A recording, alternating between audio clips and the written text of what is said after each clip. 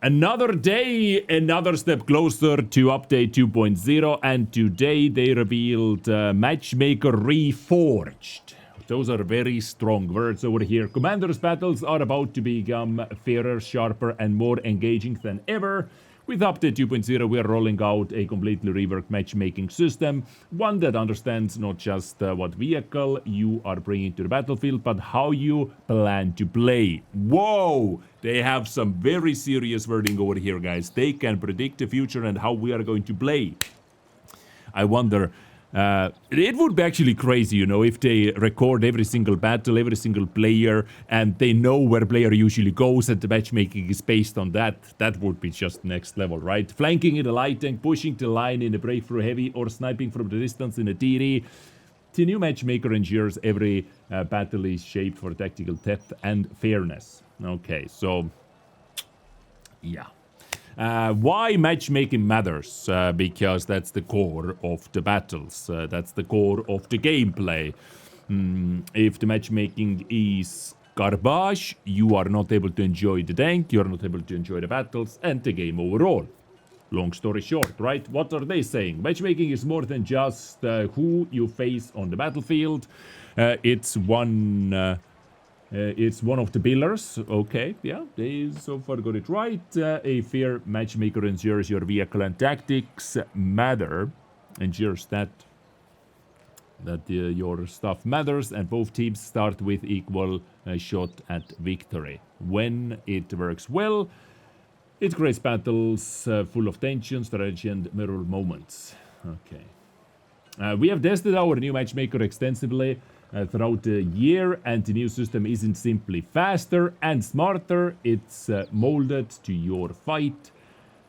Expect more balanced roles across teams, tighter class limits to keep battles varied, and a higher frequency of ±1 tier matches so you can shine without feeling overmatched. Okay, so this is the first time ever they have taken a step towards more ±1 matchmaking. It does not matter, or it does not mean that they guarantee you ±1 matchmaking every single battle, but it looks, at first, it looks for potentially putting together ±1 matchmaking if that in certain time frame does not happen, based on the amount of vehicles, amount of the different classes, amount of players online, time of the day, and all those things. If that does not happen, then ±2 will be reached for the next option.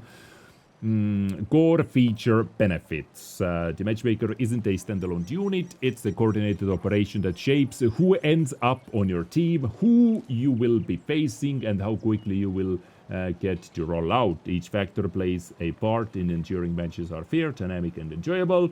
Smarter team composition. The matchmaker balances teams by combat role as well as vehicle type. No more armor-clad breakthrough heavies on one side versus autoloader support heavies on the other side. That is, of course, amazing. Like as they said in the first video as well, no more E3 versus Gorilla, which gives massive advantage for the heavy tank flank, because let's say on a city map, you get E3, or your team has Gorilla 15, enemy team has E3. Well, guess who is going to win more often in the city? Of course, E3 who plays in the city, and not Gorilla 15 who has to snipe over there, right? Each team now gets a fair mix of roles. Good. Class limits for tactical variety to keep battles dynamic and diverse. The new matchmaker enforces the following limits in the majority of the battles, with hard limits on artillery. Tank destroyers, maximum of 5 per team, 6 in extremely rare cases. Okay. Yeah, I can see that. That's good. Light tanks, maximum of 3 per team, and no more than 1 wheeled light tank per team. That's also good. I have said that my sweet spot for light tanks would be 2. And not 1, by the way. Either 0 or 2. Not 1, because if you have a super good scout map where scouting matters a lot, a ton. If it would be 1 light tank versus 1 light tank, if your light tank dies, it's basically GG. right? If you would have 2 light tanks, and if one of your light tanks dies, the other one at least has a chance to hold enemy light tanks from full-on scouting back, right? So that's why I would say like 2 would be perfect, absolute perfection, but up to 3, that's a big improvement. SVG's maximum of 3 per team. Well, this is what we already had, actually. Currently, it's very rare case when I see even triple artists. There have been weeks where I do not see any. There have been days where I see like 3-4 times triple RT matches, but usually this has already been effective and working quite nicely. Okay, so closer tiers, fairer fights, expect more ±1 tier battles, giving you tighter matchups and reducing extreme tier spreads. That's what a lot of players have been asking for, including me, to at least test out. You know, maybe it is not good, maybe it is the best thing ever. Let us test it out, right? And here they are going to do it. ±2 tier battles remain part of the mix for flavor and an extra bit of challenge. Yeah, you know, I understand this as well. I also understand this, especially for some time of the day where +-1 matchmaking could not be that easy to make. It's fine by me. It's at least step towards more +-1s, right? It gives fairer fight for everyone. Like tier 6s facing tier 8s, like nowadays tier 8 premium tanks, for example. It's not funny. It's not funny for wargaming, right? And they said in the official statement at Gamescom that it even more looks for +-1 in tier 6 and 7. No more same tank armies. The new system also limits the number of identical vehicles per team. Same tank armies will be spread more evenly across teams to avoid repetitive lineups, ensuring varied and balanced the team composition. This could be a little bit of a problem, what I see when you want to platoon triple same tier tanks, for example. I don't know how it will affect the matchmaking, like if you have triple same tier tank platoon. Like maybe your platoon queue time will be massive now. We'll see. This is one of the problems, but overall good, right? Faster matches, smarter queue logic. A unified queue lets the matchmaker adapt in real time. The system aims to reduce waiting times and allows for balanced teams, even during off-peak hours. Separate battle modes, encounter, assault, and ground battles are being retired for now, freeing up matchmaker resources previously spent on working several queues. Now, this is a huge bummer for some, definitely for some who thought Encounter Assault are the best. I can tell MGRD will be very sad. Our community member MGRD will be very sad because Grand Battles are going away.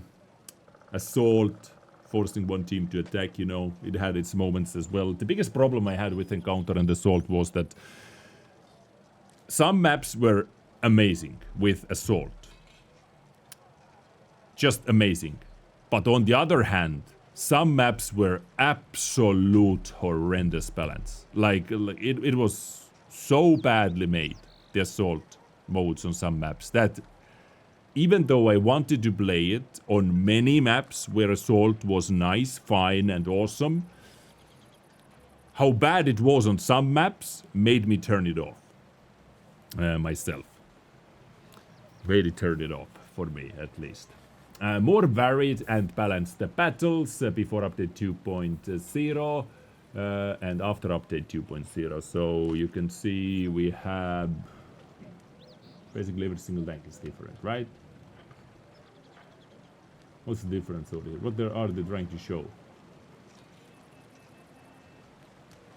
Team compositions are more balanced. The new matchmaker enforces additional vehicle caps for light tanks. Okay, we talked about that.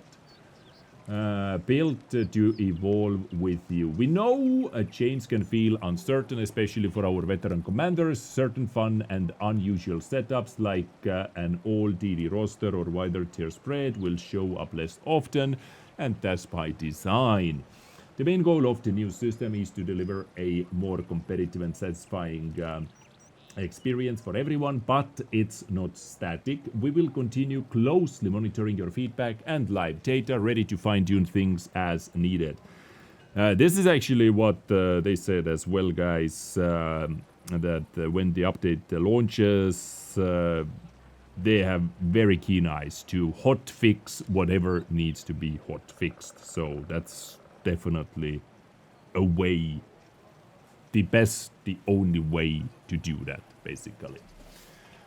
So, new Matchmaker, what are your thoughts on it? What is something you want to see the most from the new Matchmaker? Please let me know. And also, what is something from here that you see what you do not agree with Wargaming doing or adding at all? Is there something like that? Overall, like, definitely, hopefully it helps with the turbo matches, turbo battles. As I've said before, Matchmaker can never be perfect because there is one variable that Wargaming cannot change, for example, and it's the player.